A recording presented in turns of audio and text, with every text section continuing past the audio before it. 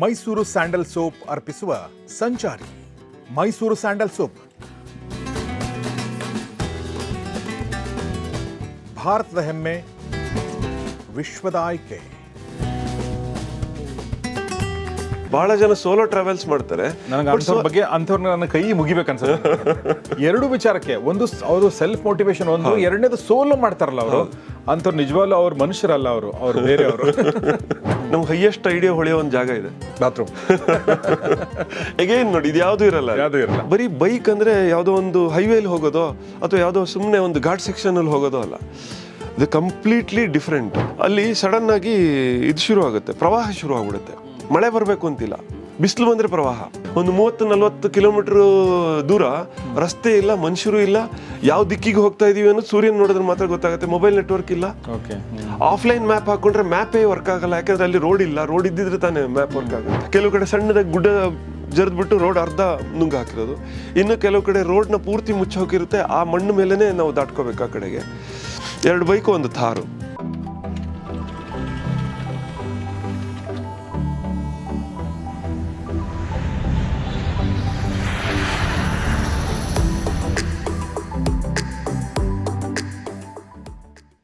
So ನಾನೊಂದು ಪ್ರಶ್ನೆ ಕೇಳ್ಬೇಕು ಅನ್ಕೊಂಡೆ.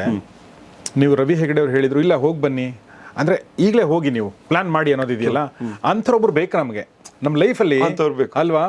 ನಾವೆಲ್ಲ 100%. ನನ್ನ ಲೈಫಲ್ಲಿ ನನ್ನ ವೈಫ್ ಇದ್ದಾಳೆ, ಅವಳು ಮಾಡೋಣ, ಬುಕ್ ಮಾಡೋಣ, ಹಿಂಗೆ ಅವಳು. ನಾನು ಹಂಗೆ ಯೋಚನೆ ಮಾಡ್ತೀನಿ ಅಂದ್ರೆ, ಹಿಂಗೆ ನಾನು ಟೈಮ್ ಬರುತ್ತೆ, ಒಂದು ಐಡಿಯಲ್ ಸಿಚುವೇಶನ್ ಕ್ರಿಯೇಟ್ ಆಗುತ್ತೆ, ಎಲ್ಲ ಸರಿ ಆಗುತ್ತೆ, ಈ ಥರ ನಾನು ಯೋಚನೆ ಮಾಡ್ತೀನಿ. ಅವಳು ಹಂಗಲ್ಲ, ಇದೇ ಐಡಿಯಲ್ ಟೈಮ್. ನಮ್ಗೆ ಅಂಥವ್ರು ಇಲ್ಲದೆ ಇದ್ರೆ ನಾವು ಟ್ರಾವೆಲ್ ಮಾಡೋಕ್ಕೆ ಆಗಲ್ಲ. 2 ತರ ಇದೆ. ಒಂದೇನು ಅಂದ್ರೆ, ಒಂದು ಹಿಂಗೆ, ಇನ್ನೊಂದು ಈ ಕೆಲವರು ಸೆಲ್ಫ್ ಮೋಟಿವೇಟೆಡ್ ಇರ್ತಾರೆ, ಅವ್ರು ಸೋಲೋ ಟ್ರಾವೆಲರ್ಸ್ ಅಂತ ಹೇಳ್ತೀನಿ ಅವ್ರನ್ನ, ಏಕಾಂಗಿ ಪ್ರವಾಸಿಗಳು. ಒಂದು ನಿಮಿಷ, ನಾನು ಒಂದು ವಿಚಾರ ಕೇಳ್ಬಿಡ್ತೀನಿ, ಅದಾದ್ಮೇಲೆ ನೀವು ಈ ವಿಚಾರ ಹೇಳಿ, ಮರಿಬೇಡಿ. ನಾನು 2015 ನೀವು ಮಾಡಿದ್ರಲ್ಲ, ಅದೊಂದು 10 ವರ್ಷ ಬಿಟ್ಟು ಮಾಡ್ತೀನಿ ಎಲ್ಲ. ಈಗ ನೋಡಿ, ಈಗ ನೀವು ಮುಖ್ಯ ಸಂಪಾದಕರು, ಈಗ ಮಾಡೋದಾದ್ರೆ ಹೆಂಗಾಗಿರ್ತಿತ್ತು ನನ್ಗ ವೈಯಕ್ತಿಕವಾಗ? ಈ ಟ್ರಾವೆಲ್ ಮಾಡಕ್ಕೆ ಸಾಧ್ಯ ಇರಲಿಲ್ಲ ಅಂತ. ಯಾಕಂದ್ರೆ ನನ್ನ ಮಾವ ಈಸ್ ನೋ ಮೋರ್. ಸೊ ಅದೊಂದು ಮೈನಸ್ ಆಯ್ತು. ನನ್ನ ಅಪ್ಪ ಸ್ವಲ್ಪ ಆರೋಗ್ಯ ಸಮಸ್ಯೆ ಇದೆ, ಅವರು ಮನೆಯಿಂದ ಹೊರಗಡೆ ಹೋಗೋ ಸ್ಥಿತಿಯಲ್ಲೇ ಇಲ್ಲ. ಈಸ್ 83. ಅಮ್ಮನಿಗೆ ಈಗ ಒಂದು ತಿಂಗಳ ಹಿಂದೆ ಸ್ಲಿಪ್ ಡಿಸ್ಕ್ ಆಗಿ ಸರ್ಜರಿ ಆಯ್ತು. ಸೊ ಮೇ ಬಿ ಇನ್ನೂ ಅಷ್ಟೆಲ್ಲ ಟ್ರಾವೆಲ್ ಮಾಡೋ ಸ್ಥಿತಿಲೇ ಇಲ್ಲ. ನನ್ನ ಅತ್ತೆ ಅಗೇನ್ ಅವರಿಗೂ ಬ್ಯಾಕ್ ಪೈನು ಈ ಥರದ ಸಮಸ್ಯೆ ಇದೆ. ಶಿ ಇಸ್ ಆಲ್ಸೋ ಅವಾಗಲೇ ಸೀನಿಯರ್ ಸಿಟಿಸನ್ಸ್. ಈಗ ಇನ್ನೂ ಸೂಪರ್ ಸೀನಿಯರ್ ಸಿಟಿಸನ್ಸ್ ಎಲ್ಲ 70 ರೇಂಜಲ್ಲಿ ಇರೋರು ಅವರೆಲ್ಲ. ಅದು so 4 definitely minus. So 4 definitely minus ಅಂದ್ರೆ ಅವ್ರ ಲೈಫಲ್ಲಿ ಅದು ಮಾಡೋಕ್ಕೆ ಆಗ್ತಿರ್ಲಿಲ್ಲ ಅಂತ. So that is very very important. ನಾನು ಈ ವಿಚಾರ ತಿಳ್ಕೊಳ್ಳೋಕ್ಕೆ ಈ ಪ್ರಶ್ನೆ ಕೇಳಿದೆ. ಅಂದರೆ ನೀವು ಐಡಿಯಲ್ ಅಂತ ಅನ್ಕೋತಿರಲ್ಲ, ಅದು ಆ ಥರದ್ದು ಏನೂ ಇರಲ್ಲ. ಆಮೇಲೆ ನೀವು ನಾಳೆ ಅಂತ ಹಿಂದಿನ ಒಂದು ಮಾತಿದೆ, ಕಡ್ಲೆದಾಗ ಹಲ್ಲಿಲ್ಲ ಅನ್ನೋದು ಒಂದು. ಆಮೇಲೆ ಹಿಂದಿನಲ್ಲಿ ಒಂದು ಮಾತಿದೆ, ಕಲ್ ಕಿಸ್ನೆ ದೇಖಾಯ ಅಂತೇಳಿ. ನಾಳೆ ಅನ್ನೋದಿದೆಯಲ್ಲ, ಅದೊಂದು ಇಲ್ಯೂಷನ್ ಆ್ಯಕ್ಚುಲಿ ಹೇಳ್ಬೇಕಂತಂದ್ರೆ. ನಾಳೆ ಇದೆ, ನಾವು ಏನೇಳಿ ಅಕ್ಕಿ ಮತ್ತು ಉದ್ದಿನಬೇಳೆ ನಾವು ಇಡ್ತೀವಿ, ನಾಳೆ ಇಡ್ಲಿ ಮಾಡೋಣ ಅಂತ. ಬಟ್ ನಾವು ಇರ್ತೀವಿ ಇಲ್ಲೋ ಗೊತ್ತಿಲ್ಲ. ಎಕ್ಸಾಕ್ಟ್ಲಿ. ಸೊ ಹೀಗಾಗಿ ಇವತ್ತು ಪ್ಲಾನ್ ಮಾಡಿ, ಈಗ ಪ್ಲಾನ್ ಮಾಡಿ ಅನ್ನೋದು ಇದರ ಒಂದು moral of the story. Ravishankar G, ತುಂಬಾ ಖುಷಿ ಆಯ್ತು ಈ ವಿಚಾರ ಹೇಳಿದ್ದಕ್ಕೆ. ನೀವು ಇನ್ನೊಂದೇನೋ ಪ್ಲಾನ್ ಹೇಳ್ತಾ ಇದ್ರಿ, ಸೋಲೋ ಟ್ರಾವೆಲ್ ಬಗ್ಗೆ ಏನೋ ಹೇಳ್ತಾ ಇದ್ರಿ ನೀವು. ಸೋಲೋ ಅಂದ್ರೆ ಇದರಲ್ಲಿ ಅದೇ ನೀವು ಹೇಳಿದಲ್ಲ, ಟ್ರಿಗರ್ ಮಾಡಕ್ಕೆ ಯಾರು ಬೇಕಾಗ್ತಾರೆ ಅಂತ ಹೇಳಿ. ಸೆಲ್ಫ್ ಟ್ರಿಗರ್ ಮಾಡ್ಕೊಳ್ಳೋರು ಇದಾರೆ. ಬಹಳ ಜನ ಸೋಲೋ ಟ್ರಾವೆಲ್ಸ್ ಮಾಡ್ತಾರೆ. ನನಗೆ ಅಂಥವ್ರ ಬಗ್ಗೆ ಅಂಥವ್ರನ್ನ ನನ್ನ ಕೈ ಮುಗಿಬೇಕನ್ಸುತ್ತೆ. ಎರಡು ವಿಚಾರಕ್ಕೆ, ಒಂದು ಅವರು ಸೆಲ್ಫ್ ಮೋಟಿವೇಶನ್, ಒಂದು ಎರಡನೇದು ಸೋಲೋ ಮಾಡ್ತಾರಲ್ಲ ಅವರು, ಅಂಥವ್ರು ನಿಜವಾಗ್ಲೂ ಅವ್ರ ಮನುಷ್ಯರಲ್ಲ, ಅವರು ಬೇರೆಯವರು. ಇಲ್ಲ, ಆಕ್ಚುಲಿ ಅದು ಒಳ್ಳೇದದು. ಯಾಕೆಂದ್ರೆ ನೋಡಿ, ನೀವು ಹೆಂಗೆ ಮಾಡ್ತಿರೋ ಗೊತ್ತಿಲ್ಲ, ನಾನು ದಿನಕ್ಕೆ 16-18 ಗಂಟೆ ನಾನು ಡಿಜಿಟಲ್ ವರ್ಲ್ಡಲ್ಲಿ ಮುಳುಗ್ಬಿಟ್ಟಿರ್ತೀನಿ. ಇಲ್ಲ ಮೊಬೈಲು, ಇಲ್ಲ ಲ್ಯಾಪ್ಟಾಪು, ಅಥವಾ ಕಂಪ್ಯೂಟರು, ಅಥವಾ TV. ಯಾಕಂದ್ರೆ ಸುದ್ದಿ ಒಳಗಡೆ ಬೀಳಲೇಬೇಕು ನಾನು ಪ್ರತಿದಿನ. ಸೊ ಈ ಸೋಲೋ ಟ್ರಾವೆಲ್ ಮಾಡೋದು, ಅದಕ್ಕೆ ಇನ್ನೊಂದು ಬರ್ತೀನಿ, ನಾನು ಬೈಕ್ ಟ್ರಿಪ್ ವಿಷಯಕ್ಕೆ ಬಂದಾಗ ಹೇಳ್ತೀನಿ. ಸೋಲೋ ಟ್ರಾವೆಲ್ ಮಾಡೋದು ನೀವು ನಿಮ್ಮ ಜೊತೆ ಕಳೆಯೋದು ಅಂತ. ಸೊ ನನಗನ್ಸತಿ ಏಕಾಂಗಿಯಾಗಿ ಸಂಚಾರಿ ಮಾಡೋರೆಲ್ಲ ಇರ್ತಾರಲ್ಲ, ಅವ್ರಿಗೆ ಅವ್ರ ಜೊತೆಗೆ ಕಳಿಬೇಕು ಅಂತ ಬಹಳ ಅನ್ನಿಸ್ತಿರುತ್ತೆ. ಅದಕ್ಕೋಸ್ಕರ ಏಕಾಂಗಿಯಾಗಿ ಸಂಚಾರ, ಅದು ಜಾಗ ನೋಡೋದಕ್ಕಿಂತ ಹೆಚ್ಚಾಗಿ ಅಥವಾ ಎಲ್ಲೋ ಸುತ್ತಬೇಕು ಅನ್ನೋದಕ್ಕಿಂತ ಹೆಚ್ಚಾಗಿ, might be they want to spend time with themselves. ಇದು ಆ ಸೂತ್ರ ಅಂತ ಅನ್ಸುತ್ತೆ ನನಗೆ. Very true, very true. ನನಗೆ ಅಂದರೆ ನಾನು ಒಂದ್ಸಲ ಏನಾಯ್ತು ಅಂತ ಹೇಳ್ತೀನಿ ನೋಡಿ ನಿಮಗೆ. ನಾನು ಒಂದ್ಸಲ ಕಾರ್ ತೊಗೊಂಡು ಮೈಸೂರಿಗೆ ಹೋಗ್ತಾ ಇದ್ದೆ. ನಾನು ಇಲ್ಲಿ ಒಂದು ನಮ್ಮ ಆಫೀಸಿಂದ ಏನೋ ಒಂದಷ್ಟು ಪ್ಲಾನ್ ಮಾಡ್ತಾ ಇದ್ವಿ. ಈಗ ನಾನು ಒಬ್ಬನೇ ಟ್ರಾವೆಲ್ ಮಾಡ್ತಾ ಇದ್ದೆ ಕಾರಲ್ಲಿ. ಹೈವೇ ತುಂಬ ಚೆನ್ನಾಗಿದೆ, ನಿಮ್ಗೆ ಗೊತ್ತಲ್ವಾ. ನಾನೇನು ಓವರ್ ಸ್ಪೀಡ್ ಮಾಡೋಕ್ಕಾಗಲ್ಲ, ನಾರ್ಮಲ್ ಒಳ್ಳೆ ಸ್ಪೀಡಲ್ಲಿ ಹೋಗ್ತಾ ಇದ್ದೆ. ನೀವು ಮೊಬೈಲ್ ನೀವು ನೋಡೋಕ್ಕಾಗಲ್ಲ ಆಬ್ವಿಯಸ್ಲಿ. ಅವಾಗ ನಂಗೆ ಒಂದಷ್ಟು ಕ್ಲಾರಿಟಿ ಬರ್ತಾ ಹೋಯಿತು. ಅಂದರೆ ನಿಮ್ಮ ಆಫೀಸಿನ ವಿಚಾರ, ನೀವೇನು ಮಾಡಬೇಕು, ಮುಂದೆ ಏನು ಟಾರ್ಗೆಟು ನನಗೆ. ಅಂದರೆ ಅದು ನಂಗೆ ಅಲ್ಲಿ ಬಂದ ಮೇಲೆ ಹೇಳಿದೆ ನೋಡಿ ಹಿಂಗೆ ಮಾಡೋಣ ಅಂತ ಹೇಳಿ. ನನಗದು ತುಂಬ ಖುಷಿ ಆಯಿತು. ಆ ಥರ ಒಂದು ಕ್ಲಾರಿಟಿ ಬರ್ತಾ ಹೋಗುತ್ತೆ when you are alone, even without mobile. ನಿಮ್ಗೊಂದು ಏನೋ ಒಂದು ನಿರ್ಧಾರ ಕೈಗೊಳ್ಬೇಕಾದ್ರೆ ಆಕ್ಚುಲಿ ಆ ಥರದ ಒಂದು ವಾತಾವರಣ ಸೃಷ್ಟಿಯಾಗೋದು ತುಂಬ ಮುಖ್ಯ. ಅದು ಅದಕ್ಕೆ ಇನ್ನೊಂದು ಸಣ್ಣದಾಗಿ ಸಂಚಾರಕ್ಕೆ ಸಂಬಂಧಪಡದೇ ಇರೋದು ಸೇರೋದಾದ್ರೆ, ನಿಮ್ಗೆ ಎಕ್ಸ್ಪೀರಿಯನ್ಸ್ ಆಗಿರ್ಬೋದು, ನಮ್ಗೆ ಹೈಯೆಸ್ಟ್ ಐಡಿಯಾ ಹೊಳೆಯೋ ಒಂದು ಜಾಗ ಇದೆ, ಬಾತ್ರೂಮ್. ಎಗೇನ್ ನೋಡಿ, ಇದು ಯಾವ್ದು ಇರಲ್ಲ, ಮೊಬೈಲ್ ಇರಲ್ಲ, ಜನ ಇರಲ್ಲ, ಏನೂ ಇರಲ್ಲ. ನೀವು ಒಬ್ಬರೇ, ನಿಮ್ ಜೊತೆಗೆ ನೀವು ಇರ್ತೀರಿ ಅಷ್ಟೇ. ಅದು ಸ್ನಾನ ಮಾಡುವಾಗ ಜಾಸ್ತಿ ಹೊಳೆಯುತ್ತೆ ನನಗೆ. ಸ್ನಾನ ಮಾಡ್ತಿರ್ಬೇಕಾದ್ರೆ ಏನೋ ಒಂದು ಆಕ್ಟಿವಿಟಿ ಮಾಡ್ತಿರ್ತೀರಿ ನೀವು, ಬಟ್ ನಿಮ್ ಮೈಂಡ್ ಯೋಚನೆ ಮಾಡ್ತಿರುತ್ತೆ. ಸೊ ಅದು ನನಗೆ ಕಥೆಗಳೆಲ್ಲ ಹೊಳಿತಾವ ಅಲ್ಲಿ, ಸಿಚುವೇಶನ್ಗಳೆಲ್ಲ ಹೊಳಿತಿದ್ದು. ಮುಂಚೆ ನಾನು ಸಿನಿಮಾ ಫೀಲ್ಡಲ್ಲಿ ಇದ್ದಾಗ ನಂಗೆ ಬಹಳಷ್ಟು ಕಥೆಗಳು, ಕ್ಲೈಮ್ಯಾಕ್ಸ್ಗಳು, ಅದು ಏನೋ ಒಂದು ಘಟನೆ ಎಲ್ಲ ಅಲ್ಲಿ ಹೊಳಿತಿತ್ತು. ಸೇಮ್ ನೀವು ನಿಮ್ಮ ಜೊತೆಗೆ ಅಂತ ಕಳೆಯುವಂತ ಕೆಲವೇ ಸಮಯದಲ್ಲಿ ಅದೊಂದು ಅಂತ ಮೇಜರ್ ಸಮಯ ಅದು. ಯಾಕೆ ಬಾಕಿ ಉಳಿದಿದ್ದು ಎಲ್ಲ ಟೈಮಲ್ಲಿ ನಿಮ್ಮ ಜೊತೆಗೆ ಬೇರೆ ಏನೋ ಇರುತ್ತೆ. ಇಲ್ಲ ಫೋನ್ ಇರುತ್ತೆ, ಇಲ್ಲ ಕೊಲೀಗ್ಸ್ ಇರ್ತಾರೆ, ಅಥವಾ ಫ್ಯಾಮಿಲಿ ಅವರು ಇರ್ತಾರೆ. ಸೊ ನೀವು ಇಲ್ಲ ಪೇಪರ್ ಇರುತ್ತೆ, ಇಲ್ಲ ಟಿವಿ ಇರುತ್ತೆ, ಏನಾದರೂ ಒಂದಿರುತ್ತೆ, ಏನೋ ಅಂಥದ್ದು ಒಂದಿರುತ್ತೆ. ಸೊ ನಿಮ್ಮ ಒಂದು ಇದು ಫ್ಯಾಮಿಲಿ ಟ್ರಿಪ್ ಆದರೆ, ಇನ್ನು ಬೈಕ್ ಟ್ರಿಪ್ ಬಗ್ಗೆ ಮಾತಾಡೋಣ ನಾವು. ನಿಮ್ಮ ಬೈಕ್ ಟ್ರಿಪ್ಗಳ ಬಗ್ಗೆ, ನಿಮ್ಮ ಬೈಕ್ ಬಗ್ಗೆ ನೀವು ಹೇಳ್ತಾ ಇದ್ರಿ, ಒಂದು ಸೋಲೋ ಟ್ರಿಪ್ ಕೂಡ ನೀವು, ಅಂದರೆ ಒಂದು ಧ್ಯಾನ ಸ್ಥಿತಿ ಅದೊಂದು ಬಗ್ಗೆ ಹೇಳ್ತಾ ಇದ್ರಿ, ಅಂದರೆ ಅದು ಒಂದು ಮಾತಾಡೋಣ. ಬಟ್ ಈ ಮೇಜರಾಗಿ ನಾವು ಮಾತಾಡ್ಬೇಕು ಅನ್ಕೊಂಡದ್ದು ನಿಮ್ಮ ಲಡಾಖ್ ಟ್ರಿಪ್ ಬಗ್ಗೆ ಅಲ್ವಾ? ಲಡಾಖ್ ಟ್ರಿಪ್ ಅನ್ನೋದಕ್ಕಿಂತ ಅದಕ್ಕೊಂದು ಸಣ್ಣ ಇಂಟ್ರೊಡಕ್ಷನ್ ಕೊಡ್ತೀನಿ. ನನ್ನ ಹತ್ರ ಬೈಕ್ ಇದ್ರೂ ಕೂಡ ನನ್ನ ಬೈಕ್ ಟ್ರಾವೆಲ್ ಅನ್ನೋದು ಆಫೀಸು ಮನೆ ಇಷ್ಟೇನೆ ಆಗಿತ್ತು. ಅದು ಯಾವ ಬೈಕ್ ಇತ್ತು ನಿಮ್ಮ ಹತ್ರ? ನನ್ನ ಹತ್ರ ಬೆಂಗಳೂರು ಬಂದಿದ್ದು ಹೊಸದ್ರಲ್ಲಿ ಯೂನಿಕಾರ್ನ್ ಇತ್ತು, ಪ್ಯಾಷನ್ ಇತ್ತು, ಹೀರೋ ಹೋಂಡಾ ಪ್ಯಾಷನ್. ಆಮೇಲೆ ಸ್ವಲ್ಪ ಟೈಮ್ ನನ್ನ ಕಸಿನ್ದು ಡಿಸ್ಕವರ್ ಇತ್ತು. ಅದಾದ್ಮೇಲೆ ಯೂನಿಕಾರ್ನ್ ಒಂದು ಇಟ್ಕೊಂಡಿದ್ದೆ. ಯಾವುದು ಈ ದೊಡ್ಡ ಬೈಕ್ಗಳು ಯಾವುದು ಇಟ್ಕೊಂಡಿರ್ಲಿಲ್ಲ. ಆ್ಯಕ್ಚುಲಿ ದೊಡ್ಡ ಬೈಕ್ ಎಲ್ಲ ಇದ್ದಿದ್ದು ನನ್ನ ಕೈಲಿ ಏನೂ ಇಲ್ಲದಿದ್ದ ಕಾಲದಲ್ಲಿ. ಒಂದು ರಾಯಲ್ ಎನ್ಫೀಲ್ಡ್ ಇತ್ತು, ನಾನು ಕಂಪ್ಯೂಟರ್ ಇನ್ಸ್ಟಿಟ್ಯೂಟ್ ಇಟ್ಕೊಂಡಿದ್ದ ಟೈಮಲ್ಲಿ. ಒಂದು ರಾಜದೂತ್ ಇತ್ತು ನಮ್ಮ ಅಪ್ಪನ ಹತ್ರ ಇದ್ದಿದ್ದು. ಅದಕ್ಕಿಂತ ನನ್ನ ಬಾಲ್ಯದಲ್ಲೇ ಬೈಕ್ಗಳಿದ್ದಿದ್ದು. ಒಂದು SD ಮತ್ತು ಒಂದು ಬುಲೆಟು, ಇದೆಲ್ಲ ಇತ್ತು. ಒಂದು ನನ್ನ ಚಿಕ್ಕಪ್ಪನೊಂದು, ನನ್ನ ಅಪ್ಪನೊಂದು, ಈ ಥರದ್ದು. ಅಪ್ಪಂದು ಬುಲೆಟ್ ಇತ್ತು, ಚಿಕ್ಕಪ್ಪಂದು ಜಾವ ಇತ್ತು. ಸೊ ನಾನು ಕಲ್ತಿದ್ದೆ ಅದರಲ್ಲಿ. ಸೊ ಬೈಕಿಂಗ್ ಅನ್ನುವಂಥದ್ದು ನನಗೆ ಸಣ್ಣದಾಗ್ಲಿಂದ ಒಂದು ಕಿಡಿ ಇತ್ತು ನನಗೆ, ಬೈಕ್ ಓಡಿಸುವಂಥದ್ದು ಅಂತ. ಸೊ ಇದು ಬಿಟ್ಟು ಹೋಗಿ ಏನಾಗಿತ್ತು ಅಂದರೆ, ಕಂಪ್ಲೀಟ್ಲಿ ನನಗೆ ಅದ್ರ ಬಗ್ಗೆ ಕಡೆ ಗಮನನೇ ಹೊರಟೋಗಿತ್ತು. ಇನ್ ದ ಮೀನ್ ವೇಲ್ ಏನಾಯ್ತು, ನಾನು ಬೆಂಗಳೂರು ಬಂದು 2004 ಎಂಡಲ್ಲಿ ಬಂದಿದ್ದು.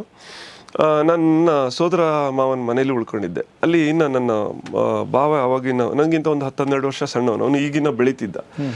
ಅವನು ನನ್ನ ಬೈಕಲ್ಲಿ ಬೈಕ್ ಕಲ್ತ. ನನ್ನ ಪ್ಯಾಷನ್ನಲ್ಲಿ ಅವನು ಬೈಕ್ ಓಡ್ಸೋಕೆ ಬರ್ತಿಲ್ಲ, ಬಟ್ ಅವನು ಆಗಲೇ ಕಾರ್ ಓಡಿಸ್ತಿದ್ದ. ಅವನು ಕಾರ್ ವಿಷಯದಲ್ಲಿ ಅವನಿಗೆ ಏನು ಬೇಕೋ ಅದೆಲ್ಲ ಗೊತ್ತಿತ್ತು. ನನ್ನ ಬೈಕಲ್ಲಿ ಕಲ್ತ ಅವನಿಗೆ ಹೇಗೆ ಹುಚ್ಚಿಡಿತು ಅಂದರೆ, ಹಿ ಬಿಕೇಮ್ ಎ ಬೈಕರ್ ಪ್ರಾಕ್ಟಿಕಲಿ. ಈಗ ಅವನ ಹತ್ರ ಒಂದು ಟೈಗರ್ ಇದೆ, ಒಂದು ಡಾಮಿನರ್ ಇದೆ. ಅವನು ಏನಿಲ್ಲದವರು ನನ್ನ ಅಂದಾಜು ಹೆಚ್ಚು ಕಮ್ಮಿ 6-8 ಲಕ್ಷ ಕಿಲೋಮೀಟರ್ ಸುತ್ತಾಡಿರ್ಬೋದು. ಹೇಳಿದ್ರಲ್ಲ ನೀವು ನನಗೆ, ಅವನೇನೆ ಎಕ್ಸಾಕ್ಟ್ಲಿ, ದಿಲೀಪ್ ಅಂತ ಹೇಳಿ.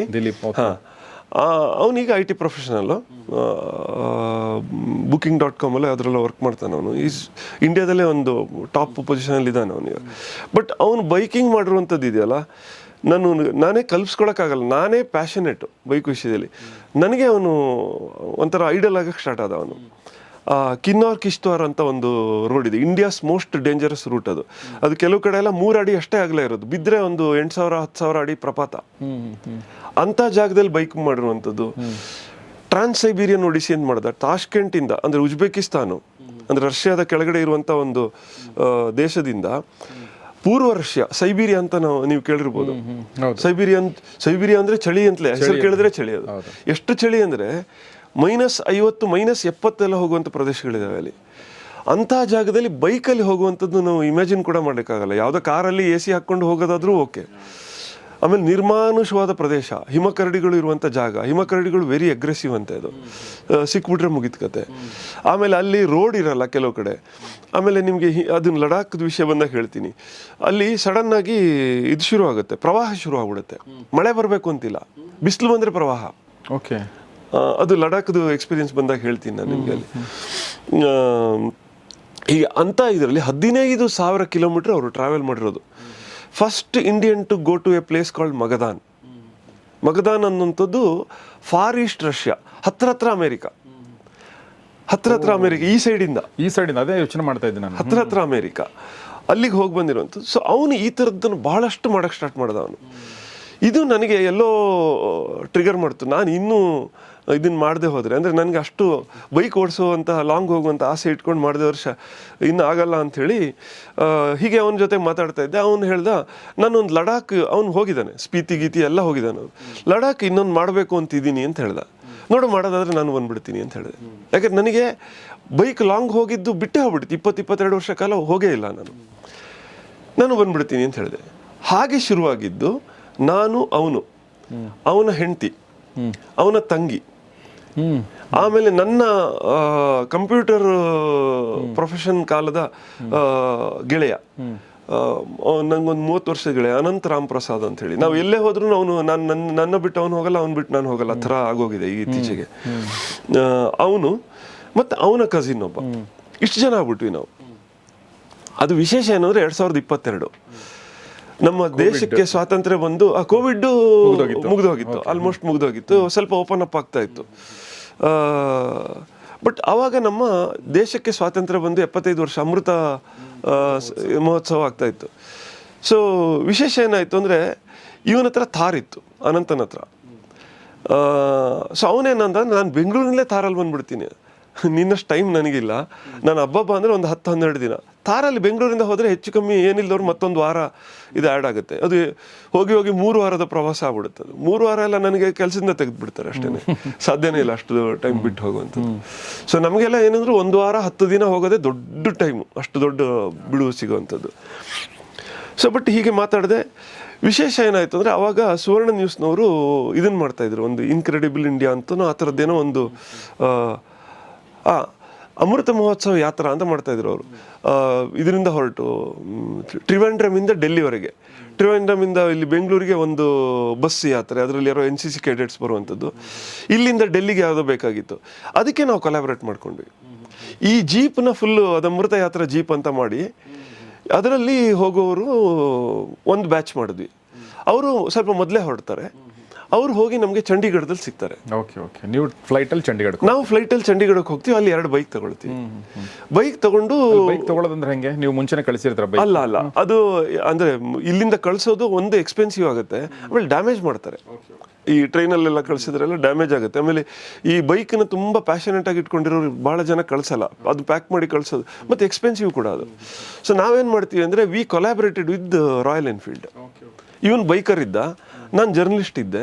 ಸೊ ನನಗೆ ಅವ್ರಿಗೆ ದೇ ವಾಂಟೆಡ್ ಪ್ರಮೋಷನ್ಸು ಬೇಕಾಗಿತ್ತು. So we collaborated. ಸೊ ನಮ್ಗೆ ಅವ್ರು 2 ಬೈಕ್ ಕೊಟ್ಟರು, ಒಂದು ಹಿಮಾಲಯನ್ ಕೊಟ್ಟರು, ಒಂದು ಕ್ಲಾಸಿಕ್ ಕೊಟ್ಟರು. ಸೊ 2 ಬೈಕ್ ಅಲ್ಲಿ ತೊಗೊಂಡ್ವಿ. ಸೊ ನಾವು ಒಟ್ಟು 6 ಜನ ಇದ್ವಲ್ಲ, 2 ಜನ ಬೈಕಲ್ಲಿ ಆದ್ವಿ, ಇನ್ನು 4 ಜನ ಜೀಪಿಗೆ ಶಿಫ್ಟ್ ಆದ್ವಿ. ಸೊ ಅಲ್ಲಿಂದ ಶುರುವಾಯಿತು ಅದು ಯಾತ್ರೆ. ಅಂದರೆ ಆ ಯಾತ್ರೆಯ ಪ್ಲಾನಿಂಗ್ ಇದೆಯಲ್ಲ, ಅದರಲ್ಲಿ ಮೇಜರ್ ಕ್ರೆಡಿಟ್ ಅವನಿಗೆ ಕೊಡಬೇಕು, ದಿಲೀಪ್ಗೆ. ಅದು ಯಾಕಂದರೆ ಅವನಿಗೆ ಆ ಭಾಗದ ಪರಿಚಯ ಇತ್ತು. ಸೊ ಇದು ಬರೀ ಬೈಕ್ ಅಂದರೆ ಯಾವುದೋ ಒಂದು ಹೈವೇಲಿ ಹೋಗೋದೋ ಅಥವಾ ಯಾವುದೋ ಸುಮ್ಮನೆ ಒಂದು ಘಾಟ್ ಸೆಕ್ಷನಲ್ಲಿ ಹೋಗೋದೋ ಅಲ್ಲ, ಇದು ಕಂಪ್ಲೀಟ್ಲಿ ಡಿಫ್ರೆಂಟ್. ನಿಮಗೆ ಒಂದು 4,000 ಅಡಿ ಎತ್ತರದ ಪ್ರದೇಶದಿಂದ ಇದ್ದಕ್ಕಿದ್ದಂಗೆ 15,000 ಅಡಿ ಎತ್ತರದ ಪ್ರದೇಶಕ್ಕೆ ಹೋಗ್ತೀವಿ. ಆಲ್ಟಿಟ್ಯೂಡ್ ಡಿಫ್ರೆನ್ಸ್ ಚೇಂಜ್ ಆಗುತ್ತೆ. ಆಫ್ ರೋಡಿಂಗ್ ಇತ್ತು, ಅಂದರೆ ರಸ್ತೆ ಇಲ್ಲದಿರುವಂಥ ಜಾಗಕ್ಕೆ ಹೋಗುವಂಥದ್ದು. ರಸ್ತೆ ಇಲ್ಲದಿರುವಂಥ ಜಾಗ ಹೌದು, ಹಳ್ಳಿಗಳು ಇಲ್ಲದಿರುವಂಥ ಜಾಗಕ್ಕೆ ಹೋಗುವಂಥದ್ದು. ಒಂದು 30-40 ಕಿಲೋಮೀಟರ್ ದೂರ ರಸ್ತೆ ಇಲ್ಲ, ಮನುಷ್ಯರು ಇಲ್ಲ, ಯಾವ ದಿಕ್ಕಿಗೆ ಹೋಗ್ತಾ ಇದೀವಿ ಅನ್ನೋದು ಸೂರ್ಯನ ನೋಡಿದ್ರೆ ಮಾತ್ರ ಗೊತ್ತಾಗುತ್ತೆ. ಮೊಬೈಲ್ ನೆಟ್ವರ್ಕ್ ಇಲ್ಲ. ಆಫ್ಲೈನ್ ಮ್ಯಾಪ್ ಹಾಕೊಂಡ್ರೆ ಮ್ಯಾಪೇ ವರ್ಕ್ ಆಗಲ್ಲ, ಯಾಕಂದ್ರೆ ಅಲ್ಲಿ ರೋಡ್ ಇಲ್ಲ. ರೋಡ್ ಇದ್ದಿದ್ರೆ ತಾನೇ ಮ್ಯಾಪ್ ವರ್ಕ್ ಆಗುತ್ತೆ, ಅದೂ ಇಲ್ಲ. ಅಂಥ ಜಾಗದಲ್ಲೆಲ್ಲ ಓಡಾಡಿದ್ದಾಯ್ತು. ಸೊ ಚಂಡೀಗಢಿಂದ ಹೊರಟು ವಾಪಸ್ ಚಂಡೀಗಢಿಗೆ 2,500 ಕಿಲೋಮೀಟ್ರು ನಮ್ದು ಟೋಟಲ್ ಟ್ರಿಪ್, 12 ದಿನ ಟ್ರಿಪ್ ಅದು. ಸೊ ಅಲ್ಲಿಂದ ಚಂಡೀಗಢಿಂದ ಹೊರಟು ಮಂಡಿ ಅಂತ ಬರುತ್ತೆ, ಈಗ ಕಂಗನಾ ರಾಣಾವತ್ ಪ್ರತಿನಿಧಿಸುವಂತ ಹಿಮಾಚಲ್ ಪ್ರದೇಶ. ಸೊ ಅಲ್ಲಿಂದ ನಿಮಗೆ ಅದು ಪಹಾಡಿ ಎತ್ ಕರೀತಾರೆ. ನಿಮಗೆ ಏನು ನಿಮ್ಗೆ ಒಂದ್ಸತಿ ಚಂಡೀಗಢಿಂದ ಆ ಕಡೆಗೆ ಹೋದರೆ ಬೆಟ್ಟ ಗುಡ್ಡಗಳ ಪ್ರದೇಶಕ್ಕೆ ಹೋಗೋದು ಅಂದರೆ ಪಹಾಡಕ್ಕೆ ಹೋಗೋದು ಅಂತೇಳಿ, ಅಲ್ಲಿ ಕಿದ್ರ ಜಾರಯೋ ಅಂತ ಹೇಳಿದ್ರೆ ಈ ಸೈಡಿಗೆ ಹೋಗ್ತಾ ಇದ್ದೀನಿ ಅಂದರೆ ಪಹಾಡಿ ಜಾರಯೋಕೆ ಅಂತಾನೆ ಮಾತಾಡ್ತಾರೆ ಅವರು. ಸೊ ಇಲ್ಲಿ ನಿಮಗೆ ಹಿಮಾಚಲ ಪ್ರದೇಶದ ಗಡಿ ದಾಟುವವರೆಗೆ ಒಂಥರ ಮಲೆನಾಡು ವಾತಾವರಣ. ಅಲ್ಲಿಂದ ನಂತರ ಬರುವಂಥ ಪ್ರದೇಶ ಇದೆಯಲ್ಲ, ಅದು ನಿಮಗೆ ಗ್ರಹನೇ ಬೇರೆ ಅನ್ಸ್ಬಿಡುತ್ತೆ. ನಮ್ಮ ಇಂಡಿಯಾದ ಪಾರ್ಟ್ ಅಂತಲೇ ಅನ್ಸಲ್ಲ ಅದು ನೋಡೋದಕ್ಕೆ. ಯಾಕಂದ್ರೆ ನಾವು ಎಲ್ಲಿ ಹೋದ್ರೂ ಮರ ಗಿಡ ಈ ಥರದ್ದೆಲ್ಲ ನೋಡ್ತೀವಿ. ಮರ ಇಲ್ಲ, ಗಿಡ ಇಲ್ಲ, ಹುಲ್ಲಿಲ್ಲ, ಏನೂ ಇಲ್ಲ, ಹಸಿರು ಅನ್ನೋದು ಇಲ್ವೇ ಇಲ್ಲ, ಬರೀ ಕಲ್ಲು ಬೆಟ್ಟ. ಈ ಥರದ ಪ್ರವಾಸ ಅದು. ಅದಕ್ಕಿಂತ ಮೊದಲು ಒಂದೆರಡು ಮೂರು ಅದರದ್ದು ಇಂಟ್ರೆಸ್ಟಿಂಗ್ ಫ್ಯಾಕ್ಟ್ಸ್ ಹೇಳ್ತೀವಿ. ಈ ಬೈಕಲ್ಲಿ ಹೊರಟವಲ್ಲ ನಾವು, ಅವನು ಪಕ್ಕಾ ಬೈಕರು. ನಾನು ಬೈಕ್ ಓಡಿಸೋನಾದರೂ ಕೂಡ ಲಾಂಗ್ ರೈಡ್ ಮಾಡುವಂಥ ಇದನ್ನು ಬಿಟ್ಟು ದಶಕಗಳಾಗೋಗಿತ್ತು. ಸೊ ಹಾಗಾಗಿ ಅವನಿಗೆ ಮೊದಲೇ ಹೇಳಿದ್ದೆ ಸ್ವಲ್ಪ ಬಿ ಆನ್ ಮೈ ಇದು ಅಂಥೇಳಿ. ಮಜಾ ಕೇಳಿ, ನಿಮಗೆ ಈ ಹಿಮಾಚಲದಲ್ಲಿ landslide is very common. ಏನಾಯಿತು, ಆಮೇಲೆ ಮಳೆ ಯಾವಾಗ ಬರುತ್ತೆ ಅಂತ ಹೇಳೋಕ್ಕಾಗಲ್ಲ, ಯಾವಾಗ ಸ್ನೋಫಾಲ್ ಆಗುತ್ತೆ ಅಂತ ಹೇಳೋಕ್ಕಾಗಲ್ಲ. ಭಾಳ ವಿಚಿತ್ರವಾದ ಸನ್ನಿವೇಶಗಳು ಬರ್ತವೆ ಅಲ್ಲಿ. ನಾವು ಹೊರಟುಬಿಟ್ಟು ಹಿಂಗೆ ಆಗಬೇಕು ಅಂದರೆ ಇಂಥ ಜಾಗಕ್ಕೆ ಇಷ್ಟೊತ್ತಿಗೆ ತಲುಪಬೇಕು ಅಂದರೆ ಅದು ಆ ಥರ ಆಗಲ್ಲ ಅದು. ಸೊ ಅದಕ್ಕೆಲ್ಲದಕ್ಕೂ ಪ್ರಿಪೇರ್ ಆಗಿರಿ ಅಂತ ಇವನು ಹೇಳಿದ್ದ. ನಾವು ಮೆಂಟಲಿ ಪ್ರಿಪೇರ್ ಆಗಿದ್ವಿ. ಮಂಡಿಗೆ ಹೋಗ್ತೀವಿ. ಮಂಡಿಗೆ ಹೋದ್ಮೇಲೆ ಅಲ್ಲಿಂದ ಮನಾಲಿಗೆ ಹೋಗೋದಕ್ಕೆ 2 ದಾರಿ ಬರುತ್ತೆ. ಒಂದು ನ್ಯೂ ಹೈವೇ, ಇನ್ನೊಂದು ಓಲ್ಡ್ ಹೈವೇ ಅಂತ. ಹೈವೇ ಅಂದರೆ ನಾವಿಲ್ಲಿ ನೋಡ್ತೀವಲ್ಲ RR ಲೈನು, ಆ ಥರ ಅಲ್ಲ, 2 ಲೇನು ಇದ್ದಿದ್ರಲ್ಲಿ ಸ್ವಲ್ಪ ಅಗಲವಾದ್ದು, ಇನ್ನೊಂದು ಸ್ವಲ್ಪ ಹಳೇದು. ಸೊ ಈ ನ್ಯೂ ಹೈವೇ ಏನಿದೆ ಅಲ್ಲಿ ಲ್ಯಾಂಡ್ ಸ್ಲೈಡ್ಸ್ ಹೈಯೆಸ್ಟು. ಒಂದು ವೇಳೆ ಆಗಿಬಿಡ್ತು ಅಂತ ಇಟ್ಕೊಳ್ಳಿ, ನೀವು ಎಲ್ಲಿ ನಿಂತಿದ್ದೀರೋ ಅಲ್ಲೇ, ಅದಕ್ಕೆ ಸಿಕ್ಕಾಕೊಂಡ್ರೆ ಮುಗೀತು, ಜೀವನ ಹೋಯ್ತು, ಕೆಳಗಡೆ ಎಲ್ಲ ಬಿದ್ದುಬಿಡ್ತೀವಿ, ಹೋಯ್ತು, ಮುಗೀತು. ಬಟ್ ನಿಮಗೆ ಲ್ಯಾಂಡ್ ಸ್ಲೈಡ್ ಆಯಿತು ಅಂತ ಇಟ್ಕೊಳ್ಳಿ, ಹಿಂದೆನೂ ಬರೋಕ್ಕಾಗಲ್ಲ, ಮುಂದೆನೂ ಹೋಗೋಕ್ಕಾಗಲ್ಲ, ರಾತ್ರಿ ಇಡೀ ಅಲ್ಲೇ ಕಳಿಬೇಕು. JCB ಬಂದು ಅದನ್ನು ಕ್ಲಿಯರ್ ಮಾಡೋವರೆಗೂ ನಿಮಗೆ ಏನೂ ಮಾಡಲಿಕ್ಕಾಗಲ್ಲ. ಚಾಲೆಂಜ್ ಏನು ಗೊತ್ತಾ, ಸೂರ್ಯ ಮುಳುಗದ ಮೇಲೆ ನಿಮಗೆ ಅಂತಿಂತ ಚಳಿ ಅಲ್ಲ ಅದು, ಏನೂ ಇರಲ್ಲ ಅಲ್ಲಿ. ಒಂದು ಅಂಗಡಿ ಹೋಗೋಣ, ಒಂದು ಚಹಾ ಕುಡಿಯೋಣ, ಒಂದು ಸ್ವಲ್ಪ ಬೆಚ್ಚಗೆ ಎಲ್ಲರೂ ಇರೋಣ, ಏನೂ ಮಾಡಲಿಕ್ಕಾಗಲ್ಲ. So it's very challenging. ನಮ್ಗೆ ಹಾಗೆ ಆಯಿತು. ಮಂಡಿ ತಲುಪ್ತಿದ್ದಂಗೆ ಜೋರು ಮಳೆ, ರೋಡೇ ಕಾಣದೇ ಇರೋಷ್ಟು ಮಳೆ. ನ್ಯೂಸ್ ಬಂತು, ರೋಡ್ ಬ್ಲಾಕ್ ಆಗಿದೆ, ನಿಮಗೆ ಈ ಸೈಡಲ್ಲಿ ಹೋಗೋಕ್ಕಾಗಲ್ಲ ಅಂತ. So there are 2 options. ಒಂದು ಓಲ್ಡ್ ಹೈವೇಲಿ ಹೋಗಬೇಕು, ಅಲ್ಲಿ ವೆಹಿಕಲ್ಸ್ ಜಾಸ್ತಿ ಹೋಗಲ್ಲ. ಭಾಳಷ್ಟು ಜನ ಏನು ಮಾಡ್ತಾರೆ, ಲ್ಯಾಂಡ್ ಸ್ಲೈಡ್ ಆಗಿದೆ ಅಂದ ತಕ್ಷಣ ಮಂಡಿಲಿ ಉಳ್ಕೊಂಡ್ಬಿಡ್ತಾರೆ, ಹೋಗಲ್ಲ ಅವರು, ರಿಸ್ಕ್ ತೊಗೊಳ್ಳಲ್ಲ. ಇಲ್ಲ ಅಂತೇಳಿದ್ರೆ ಮಂಡಿಲಿ ಉಳ್ಕೊಳ್ಳೋದು. ಅದು ನದಿ ಮೋಸ್ಟ್ಲಿ ಬಿಯಾಸ್ ಇರಬೇಕು ಅಂತ ಕಾಣುತ್ತೆ. ಯಾವಾಗಲೂ ಹಿಂದಿನ ದಿನನೇ ಮಳೆ ಆಗಿದೆ, ಆ ಮಂಡಿಲಿ ನೋಡ್ಬೇಕು, ಅದು ಆ ನೀರು ನೀವು ನೋಡಿರ್ಬೋದು, ಈ ಪ್ರವಾಹದ ನೀರು ಕೊಚ್ಕೊಂಡು ಬರುತ್ತಲ್ಲ, ಕೆಂಪು ಮಣ್ಣು, ಕಲ್ಲುಗಳು, ಆ ಮರಗಳ ಬೇರುಗಳು ಎಲ್ಲ ಅದನ್ನ ಕಣ್ಣಾರೆ ನೋಡ್ತಿದ್ವಿ. ಆಗಲೇ ಪುಕ್ಕು ಸ್ಟಾರ್ಟ್ ಆಗೋಗಿತ್ತು ನನಗೆ. ಬಟ್ ಇವನು ದಿಲೀಪ ಹೇಳ್ದ, if you guys are ready to take a chance, old ಹೈವೇಲಿ ಹೋಗ್ಬಿಡೋಣ ಅಂತ ಹೇಳ್ದ ಅವನು. ಇಲ್ಲಿ ಲ್ಯಾಂಡ್ ಸ್ಲೈಡ್ ಕತೆ ಕೇಳಿದ್ದೀವಿ, ಅಲ್ಲಿ ಹೋಗಬೇಕು. ಆಯಿತು, ನೀನೇನು ತೀರ್ಮಾನ ಮಾಡ್ತೀನಿ, you are the leader, you take a decision ಅಂತ. ನಂಬ್ತಿರೋ ಬಿಡ್ತಿರೋ. ಅಲ್ಲಿ ಹೋದ್ವಿ. ನಾವು ಮನಾಲಿ ತಲುಪೋದ್ರೊಳಗಡೆ ಕನಿಷ್ಠ 200 ಕಡೆ ಲ್ಯಾಂಡ್ ಸ್ಲೈಡ್ಸ್ ಆಗ್ತಿತ್ತು. ಅದರಲ್ಲಿ ಒಂದು ಲೈವ್ ಲ್ಯಾಂಡ್ ಸ್ಲೈಡ್ ಇತ್ತು. ಲ್ಯಾಂಡ್ ಸ್ಲೈಡ್ ಅಂದರೆ ಪೂರ್ತಿ ಲ್ಯಾಂಡ್ ಸ್ಲೈಡ್ ಅಂತಲ್ಲ, ಕೆಲವು ಕಡೆ ಸಣ್ಣದಾಗಿ ಗುಡ್ಡ ಜರಿದ್ಬಿಟ್ಟು ರೋಡ್ ಅರ್ಧ ನುಂಗು ಹಾಕಿರೋದು, ಇನ್ನು ಕೆಲವು ಕಡೆ ರೋಡ್ನ ಪೂರ್ತಿ ಮುಚ್ಚಿ ಹೋಗಿರುತ್ತೆ, ಆ ಮಣ್ಣು ಮೇಲೇ ನಾವು ದಾಟ್ಕೋಬೇಕು. ಆ ಕಡೆಗೆ 2 ಬೈಕು, ಒಂದು ಥಾರು. ಒಂದು ಕಡೆ ಈ IIT ಮಂಡಿ ಬರುತ್ತೆ, ಮಂಡಿದು IIT ಒಂದು ಇದಿದೆ. ಆ ಪ್ರದೇಶದಲ್ಲಿ ಲೈವ್ ಲ್ಯಾಂಡ್ ಸ್ಲೈಡ್ ಆಗ್ತಿದೆ. ಅಂದರೆ ಗುಡ್ಡದಿಂದ ಮಣ್ಣು ಬೀಳ್ತಾನೆ ಇರುತ್ತೆ ಕಂಟಿನ್ಯೂಸ್ ಆಗಿ. ಅದು ಯಾವಾಗ ಬೀಳಲ್ವೋ ಆ ಹೊತ್ತಲ್ಲಿ ದಾಟ್ಕೊಬಿಡ್ಬೇಕು. ಒಂದು ರೋಡಿಂದ ಒಂದು 4 ಅಡಿ ಎತ್ತರ ಮಣ್ಣಿದೆ. ಈ ಒಂದಷ್ಟು ಸಣ್ಣ ವೆಹಿಕಲ್ಗಳು, ಅಂದರೆ ಈ ಪಿಕಪ್ ವೆಹಿಕಲ್ಸು, ಈ ಥರದ್ದು ದಾಟಿ ಒಂದು ಸ್ವಲ್ಪ ಹೋಗೋ ಥರ ಆಗಿದೆ ಅದು. ಸೊ ಅಲ್ಲಿ ನಮ್ಮ ಥಾರ್ ಮೊದಲು ದಾಟ್ಬಿಡ್ತು, ಅದು ಹೋಯ್ತು. ನನಗೆ ಇನ್ನೊಂದು ಧೈರ್ಯ ಇಲ್ಲ, ಅಂದರೆ ನನಗೆ ದಾಟೋ ಕಾನ್ಫಿಡೆನ್ಸ್. ಕೆಳಗಡೆ ಪ್ರಪಾತ, ಬಿಯಾಸ್ ನದಿ ಹರಿತಾ ಇದೆ. ಒಂಚೂರು ಹೆಚ್ಚು ಕಮ್ಮಿ ಆಯಿತು ಅಂದರೆ ಉಳಿಯೋ ಚಾನ್ಸ್ ಇಲ್ಲ. ಅದನ್ನು ನನ್ನ ಮುಂದ್ಗಡೆ ದಿಲೀಪ ಇದ್ದ, ಅವನು ಕ್ರಾಸ್ ಮಾಡ್ದ. ಅವನು ಕ್ರಾಸ್ ಮಾಡಿ, ಅಂದರೆ ಅದು ಒಂದು ಹೆಚ್ಚು ಕಮ್ಮಿ ಒಂದು 20 ಮೀಟ್ರಿನ ದಿಬ್ಬ, ಅದು ಆ ದಿಬ್ಬವನ್ನು ದಾಟಬೇಕು. ಅವನು ದಾಟಿ ಒಂದೇ ಸೆಕೆಂಡಿಗೆ ಒಂದು ಇಷ್ಟು ದಪ್ಪದ 4 ಬಂಡೆ ದಡ ಅಂತ ಉಳ್ಳೋಯ್ತು. ನಾನು ಇಲ್ಲಿದ್ದೀನಿ, ಮುಂದೆ ಹೋಗಂಗಿಲ್ಲ, ಅಲ್ಲಿ ಉಳ್ಕೊಳಂಗಿಲ್ಲ, ಈ ಸ್ಥಿತಿಲಿತ್ತು. ಒಂದು ಅರ್ಧ ಕ್ಷಣ ನಂಬ್ತಿರೋ ಬಿಡ್ತಿರೋ, ನಮ್ಗೆ ಈ ಕನ್ಸು ಬೀಳುತ್ತೆ ನೋಡಿ, ಅದು ಬೀಳೋದೇ ಒಂದು 10-15 ಸೆಕೆಂಡ್ ಅಂತೆ. ಅಷ್ಟರಲ್ಲಿ ನಾವು ರಾಮಾಯಣನೇ ನೋಡಿರ್ತೀವಿ ಅದರಲ್ಲಿ. ಆ ಥರ ಸಿಚುವೇಶನ್ ಬಂತು. ನಾನು ಉಳಿದ್ರೆ ಹೆಂಗೆ, ಉಳಿದೆ ಹೋದರೆ ಮನೆ ಪರಿಸ್ಥಿತಿ ಏನಾಗ್ಬೋದು, ಇನ್ಶೂರೆನ್ಸ್ ಎಷ್ಟಿದೆ, ಆಫೀಸ್ದು ಏನು ಪರಿಸ್ಥಿತಿ ಆಗ್ಬೋದು, ಇದೆಲ್ಲವೂ ನಂಗೆ ಒಂದು ಸತಿ ಚಿತ್ರಣ ಬಂದ್ಬಿಡ್ತು. ನನಗೆ ಏನೋ ಗಟ್ಟಿ ಧೈರ್ಯ ಮಾಡಿಬಿಟ್ಟು ಹೋದೆ ನಾನು. ಆ್ಯಂಡ್ ಅದ್ರದ್ದು ವಿಡಿಯೋ ಇದೆ ನನ್ನ ಹತ್ರ, ಅಂದರೆ ಕ್ರಾಸ್ ಮಾಡಿದ್ದು ವಿಡಿಯೋ ಇದೆ. ಅವನು ತೆಗೆದ, ನನ್ನ ಕಸಿನ್. Fortunately cross that. ಒಂದು ಸಣ್ಣ ಇಷ್ಟು ದಪ್ಪದ ಕಲ್ಲು ಬಂದರೆ ಸಾಕು ಮೇಲ್ಗಡೆಯಿಂದ, ಯು ಆರ್ ನೋ ಮೋರ್. ಅಂದರೆ ಆ ರಿಸ್ಕ್ ಹೆಂಗಿದೆಯಲ್ಲ, ಈ ಬೈಕರ್ಗಳಿಗೆ ಅದು ಅಭ್ಯಾಸ ಆಗೋಗಿರುತ್ತೆ, ಅವ್ರಿಗೆ ಈ ಥರ ರಿಸ್ಕ್ ತೊಗೊಂಡು ಅಭ್ಯಾಸ ಆಗೋಗಿರುತ್ತೆ. ಬಟ್ ನಮ್ಮಂಥ ಅಮೇಚೂರ್ಸ್ ಇರ್ತೀವಲ್ಲ, ಫಸ್ಟ್ ಟೈಮ್ ಹೋಗಿರ್ತೀವಿ, ಅಥವಾ ನಮ್ಗೆ ಇನ್ನೂ ಪ್ರಾಪರ್ ಬೈಕಿಂಗು ಬಿಟ್ಟು ಹೋಗಿರುತ್ತಲ್ಲ, ಅದು ರೀಸ್ಟಾರ್ಟ್ ಮಾಡ್ಬೇಕಾದ್ರೆ ಇಟ್ ವಾಸ್ ರಿಯಲಿ, ನಾನು ಒಂದು ಗಂಟೆ ಕಾಲ ನಾನು ಕಂಪ್ಲೀಟ್ಲಿ ಶಿವರ್ ಆಗ್ತಾ ಇತ್ತು ನನಗೆ. ಸೊ ಆಮೇಲೆ ಮನಾಲಿಗೆ ಹೋದ್ವಿ. ಅಲ್ಲಿಂದ ಮತ್ತೆ ಜಿಸ್ಪಾ ಅಂತ ಒಂದು ಜಾಗ ಬರುತ್ತೆ. ಎಲ್ಲ ಯಾಕೆ ನಾವು ಅದನ್ನ ಹಿಂಗೆ ಬ್ರೇಕ್ ಮಾಡ್ಕೊಂಡು ಹೋದ್ವಿ ಅಂದರೆ, ನೀವು ಭಾಳಷ್ಟು ಜನ ಕೇಳಿರ್ಬೋದು, ಲೇಹ್ ಲಡಾಖ್ಗೆ, ಅಂದರೆ ಲೇಹ್ ಅನ್ನೋದು ಊರು, ಲಡಾಖ್ ಇಸ್ ದ ಪ್ರಾಂತ್ಯ. ಸೊ ಲೇಹ್ಗೆ ಫ್ಲೈಟ್ ಇದೆ. ಫ್ಲೈಟಿಗೆ ಹೋದರೂ ಕೂಡ ನಿಮಗೆ ಅಲ್ಲಿ ಸುತ್ತಾಡಕ್ಕೆ ಬಿಡಲ್ಲ ಯಾರನ್ನು. ನೀವು ಹೊರಗಡೆ ಸುತ್ತಾಡಬೇಕು ಅಂದರೆ 1 ಅಥವಾ 2 ದಿನ ಅಲ್ಲಿ ಲೇಹಲ್ಲೇ ಉಳ್ಕೊಳ್ಬೇಕು. ಯಾಕೆಂದರೆ ಆಲ್ಟಿಟ್ಯೂಡ್ ಚೇಂಜ್ ಆಗುತ್ತೆ. ಆಲ್ಟಿಟ್ಯೂಡ್ ಚೇಂಜ್ ಆದ ತಕ್ಷಣ ಏನಾಗುತ್ತೆ, ಆಕ್ಸಿಜನ್ ಲೆವೆಲ್ ಕಮ್ಮಿ ಆಗುತ್ತೆ, ಅಲ್ಲಿರೋ ವಾತಾವರಣದಲ್ಲಿ ಆಮ್ಲಜನಕದ ಪ್ರಮಾಣ ಕಮ್ಮಿ ಆಗುತ್ತೆ. ನಿಮ್ಗೆ ಉಸಿರಾಡೋದಕ್ಕೆ ಸಾಕಷ್ಟು ಆಮ್ಲಜನಕ ಸಿಕ್ಕಲ್ಲ. ನಾವು ಇಲ್ಲಿ ಈಗ ಬೆಂಗಳೂರಲ್ಲಿದ್ದಾಗ ಹೆಂಗೆ ಸಿಗುತ್ತೋ, ಅಥವಾ ನೀವು ಕೊಡಗಲ್ಲಿದ್ದಾಗ ಹೆಂಗೆ ಸಿಗುತ್ತೋ ಹಂಗೆ ಸಿಕ್ಕಲ್ಲ. ಸೊ ನೀವು ಸಡನ್ನಾಗಿ ಓಡ್ಬಿಟ್ರೆ ನಿಮಗೆ ಆಲ್ಟಿಟ್ಯೂಡ್ ಸಿಕ್ನೆಸ್ ಬರುತ್ತೆ, ಉಸಿರು ಹಿಡ್ದಂಗೆ ಆಗೋದು, ಹಾರ್ಟ್ ಅಟ್ಯಾಕ್ ಆಗೋದು. ಈ ಭಾಳಷ್ಟು ಜನ ನೀವು ಕೇಳಿರ್ಬೋದು, ಅಲ್ಲಿ ಹೋಗಿ ಹಾರ್ಟ್ ಅಟ್ಯಾಕ್ ಆಗ್ತಿರೋ, ಈ ಥರದ್ದೆಲ್ಲ ಆಗುತ್ತೆ. ಸೊ ಅದಕ್ಕೆ ಕಸ್ಟಮೈಸೇಷನ್ ಟು ಆಲ್ಟಿಟ್ಯೂಡ್ ಅಂತ ಹೇಳ್ತಾರೆ, ಅದನ್ನು ಮಾಡ್ತಾರೆ ಅಲ್ಲಿ. ಬಟ್ ನಾವೇನು ಮಾಡಿದ್ವಿ, ಆ ದಿನವನ್ನು ವೇಸ್ಟ್ ಮಾಡೋದು ಬೇಡ ಅಂಥೇಳಿ ನಮ್ಮ ಸ್ಟಾರ್ಟಿಂಗ್ ಪಾಯಿಂಟ್ನೇ ಚಂಡೀಗಢಲ್ಲಿ ಇಟ್ಕೊಂಡು ಅದನ್ನು ಬೈಕಿಂಗಿಗೆ ಬಳಸ್ಕೊಂಡ್ವಿ. ಸೊ ಹೀಗೆ ನಿಧಾನಕ್ಕೆ ನಮ್ಮ ಆಲ್ಟಿಟ್ಯೂಡ್ ಚೇಂಜ್ ಮಾಡ್ಕೊಂಡು ಹೋದ್ವಿ. ಮೈಸೂರು ಸ್ಯಾಂಡಲ್ ಸೋಪ್ ಅರ್ಪಿಸುವ ಸಂಚಾರಿ. ಮೈಸೂರು ಸ್ಯಾಂಡಲ್ ಸೋಪ್ ಭಾರತದ ಹೆಮ್ಮೆ, ವಿಶ್ವದ ಆಯ್ಕೆ.